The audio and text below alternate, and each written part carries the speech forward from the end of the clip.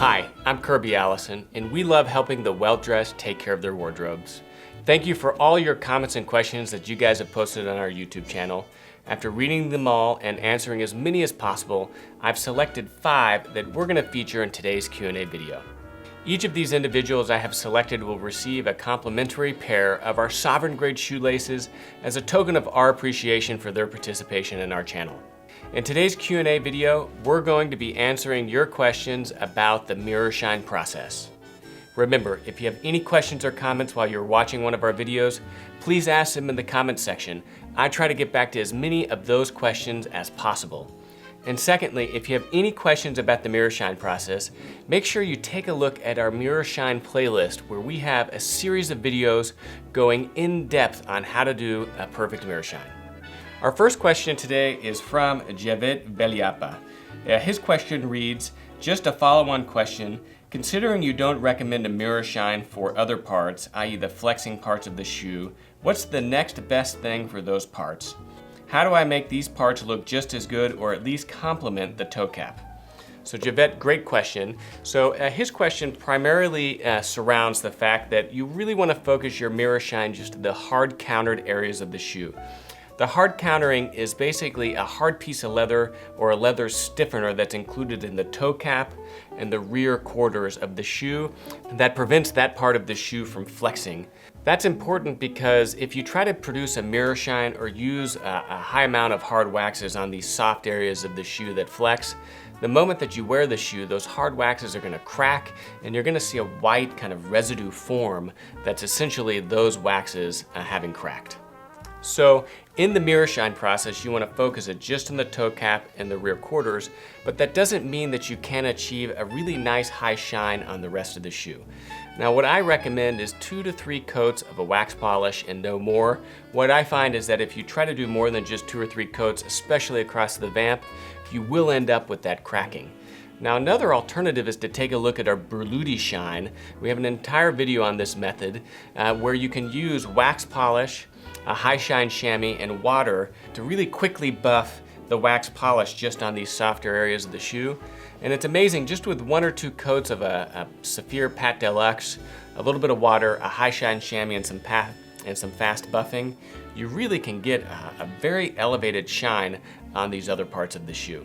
That said, we do get a lot of questions on what to do if you end up with cracking. And if you see any type of cracking or white residue forming across the vamp, the best way to remove that is actually by taking a little bit of fresh wax polish on a chamois and rubbing that area hard. Now the reason you're going to remove wax with a wax polish is because of the solvents in a wax polish soften and liquefy those hard waxes and help you remove it. It's probably the most gentle way to remove any of that white residue.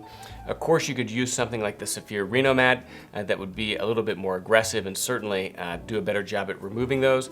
But oftentimes I find just a little bit of fresh wax polish, buffing it hard across that vamp will successfully remove any white residue that is formed as the result of wax cracking.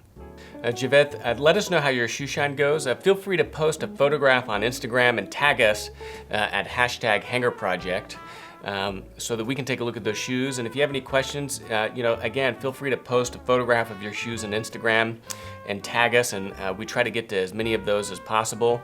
It's much easier for us to diagnose kind of shoe shine problems by seeing a photograph of the actual problem itself. But I think with the Berluti shoe shine method, you should absolutely be able to get a nice, beautiful shine on the rest of the shoe without having to worry about any cracking. Thank you for your question, and I look forward to sending you a pair of our sovereign grade shoelaces.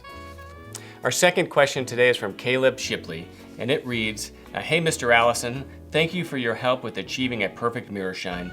One question I had about this has to do with using a hair dryer on the shoes. When using a dryer, do I need to worry about drying out the leather, making it necessary to re-nourish the leather after using the dryer? So Caleb, a great question. So this is specifically in reference to one of our mirror shine hack videos where we talk about how to use a hair dryer to speed up that process, or really more importantly, to help achieve a mirror shine on difficult leathers that just don't seem to be taking the hard waxes. So the purpose of the hairdryer is to open the pores of the leather and to soften the waxes so that the pores of the leather can be filled with those hard waxes. Remember, in order to achieve a mirror shine, you have to first fill the open pores of the leather with those hard waxes to smooth it out so that you don't get any refraction of the light that would prevent a mirror shine from developing. Now the heat of a hairdryer is going to open up those pores, soften the waxes, and then you can use your fingers or a chamois to really push those waxes into the pores to fill them. And it really helps, especially with leathers that seem to be just not working well. Now, as far as drying out the leather, you would really only be doing this on the toe cap or the quarters. And I don't think that you really have to worry about drying the leather, especially since you are going to be using a high quality polish like the Saphir Medal d'Or afterwards for the mirror shine process that will help nourish the leather. So I really wouldn't necessarily worry too much about drying out your leather. That said, Caleb, you want to be careful not to do too much heat. If you apply too much heat, you could potentially damage the leather. So you just want to be mindful whenever you're using something like a hairdryer. But I think that most common sense prevails. You'll know if it's too much heat and you're beginning to damage the leather. A great question, Caleb. Please, by all means, post some photographs of your work on Instagram and make sure you tag us so that I can take a look at those. Thank you for your question, and I look forward to sending you a pair of our Sovereign Grade shoelaces. Our third question today is from RDD25, and it reads, I have 3 pair of Allen Edmonds in different colors. If I want to do this mirror shine on them, do I need to purchase the product in each color, or can I use the neutral color you sell for all of them and still achieve the shine? Thanks. So great question, and the short answer is absolutely. The neutral mirror gloss is perfectly fine for creating the mirror shine process. And what I like about the neutral is that you can use it on any different color. Now, Saphir Medal d'Or only has the mirror shine in 4 or 5 different colors. So you're not going to get a perfect match. And if you don't have a close match with the mirror shine in colors, you can absolutely use the neutral. Now, many people do enjoy using different colored wax polishes for the mirror shine process, just to provide a little bit of tinting or a little bit of extra dimension to the mirror shine itself. So I've seen people, on a black pair of shoes use navy blue, or on a brown pair of shoes or dark brown use black for a little bit of antiquing. But that's really just for kind of developing that more nuanced patina. If you're just looking for a really nice mirror shine, there's no question that you can absolutely achieve that with the neutral mirror gloss by itself. Great question, RDD25. Please post a photograph on Instagram and tag us with #HangerProject so that we can take a look at that. Otherwise, good luck with your mirror shine process, and I look forward to sending you a pair of our Sovereign Grade shoelaces. Our fourth question today is from Antonio Gastelum, and it reads, excellent video, Kirby. Have you ever done a mirror shine on a pair of cordovan leather shoes? Would they take a mirror shine as well as calf leather shoes? Antonio, great question. You can absolutely develop a mirror shine on a pair of cordovan leather shoes, and the Saphir Mirror Gloss is actually exceptionally well formulated for cordovan because it has a very low concentration of those solvents which aren't good for the cordovan leather. Now, it's important to keep in mind that cordovan technically isn't a leather, it's a membrane. It's actually a layer underneath the skin that is really unique to the hindquarters of a horse. During the tanning process at a tannery like Horween, they really compress that pore structure to compact it down. And so you want to shy away or really avoid, if at all possible, using shoe polishes that are formulated for calfskin, because all those traditional calfskin shoe shine or shoe polish formulations have solvents in it that penetrate the leather. And on cordovan, what that can do is it can penetrate that membrane and cause the fibers of the shell to expand. And basically you lose that really kind of a nice shine and special patina that cordovan is so well known for. Now that said, you can use the Saphir Mirror Gloss to develop a little bit of a shine or mirror shine on cordovan. And it's the only wax I would recommend for cordovan in and of itself because, again, it has such a low concentration of those solvents and such a high concentration of those hard waxes. So you can use it. I just would recommend using it sparingly. I wouldn't apply the Pat Deluxe first. I would apply instead that Saphir Mirror Gloss first, and then just use a little bit of Pat Deluxe for that glissaging or final buff. At that point, you're gonna have those hard waxes already built up, so you don't have to worry about the solvents actually penetrating the leather. Great recommendation for a video, and I think one of the next videos we'll film to continue our mirror shine series is how to do a mirror shine on a pair of cordovan leather shoes. Thanks for your question, and I look forward to sending you a pair of our sovereign grade shoelaces. And if you get a chance, please post a photograph of those shoes with the mirror shine on Instagram and tag us with #HangerProject so that we can take a look at them. Our last question today is from Jerry Mushin, and it reads, "Hello Kirby. Just watched your Ultimate Mirror Shine for Dress Shoes video again. Still find it fascinating how wonderful the shoes turned out. This brings me to a question about brand new, out of the box, even bespoke. Have you ever had a pair of brand new shoes that you found difficult to mirror shine? If so, what did you end up doing? I'm sure that not all leather can be deemed to be perfect. Thank you and keep up the videos coming." So Jerry, great question. So depending on the quality of the leather and how the leather is treated at the tannery, it can sometimes be difficult to produce a mirror shine. There's two things I recommend.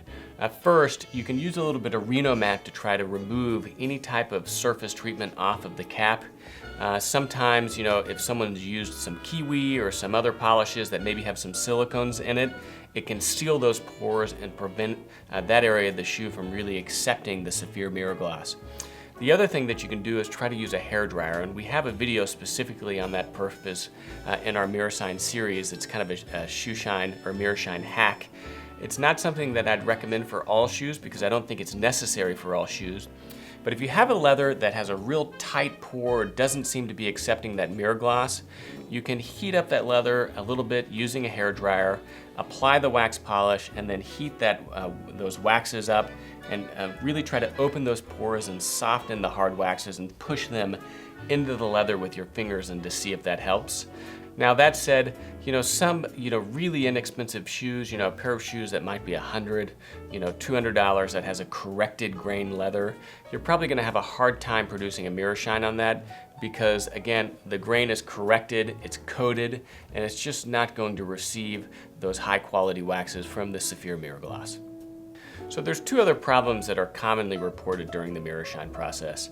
One problem is that once someone is beginning to work the Saphir Mirror Gloss or the Pat Deluxe into the toe cap, that they actually see some of the dye being stripped away from the shoe.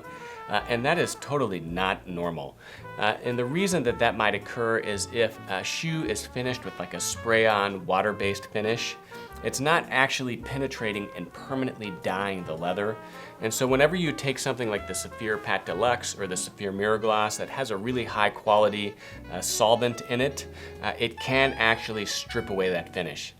Now, if that occurs, it's really a product of just the quality of the shoe, unfortunately. Now, you can try to resaturate that area, maybe using a Saphir Pomander cream polish, but unfortunately, it really comes down to just the quality of the leather and the quality of the finish. The second problem that we hear a lot about is, again, these white splotches forming. Now, it can be by virtue of the fact that the leather is a closed pore, isn't very evenly finished, and so some areas are accepting that polish and some areas aren't. But more often than not, it's actually due to using too much water during the mirror shine process. And so if you're dripping water with your finger, sometimes you can apply too much water, and that's why I like using the spritzer, is because you're able to really control your how much water you're applying to your chamois. In all of shoe shining, I always say less is more, and so you definitely need water for the mirror shine process, but the less water you apply, the better. Thanks, Jerry, for your question. I hope this answered it. If you have any further questions or more specific questions, feel free to ask them in the comment section of this video. Or if you have any specific problems you're encountering, take a photograph, post it on Instagram, and tag us, and I'll try to get back to that directly. Thanks again for your question, and I look forward to sending you a pair of our Sovereign Grade shoelaces. Once again, I'd like to take a moment to thank everyone for their comments and questions. It's your engagement on our YouTube channel that make these Q&A videos possible. Not only do these Q&A videos give me an opportunity to answer in greater depth a lot of the questions that I'm already answering in the comments section, but they allow me to take a moment to acknowledge my appreciation of everyone's involvement in this channel. I absolutely enjoy this platform and how it's allowed me to connect more directly with all of you, and I really have fun interacting with you all and answering your questions. If you haven't taken an opportunity to ask a question or make a comment, I invite you to do so. Even if you don't have any questions to ask, just sharing your opinion or thoughts about our videos help us make better videos for you and just make this more fun for everyone.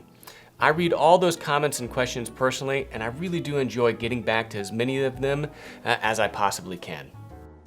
If you enjoyed this video, give us a thumbs up and please subscribe to our channel and turn on your notifications by clicking the bell to the right of the subscribe button so that you can learn whenever we release new videos. If you have any questions or comments about anything we discussed on this video, please ask them in the comments section below.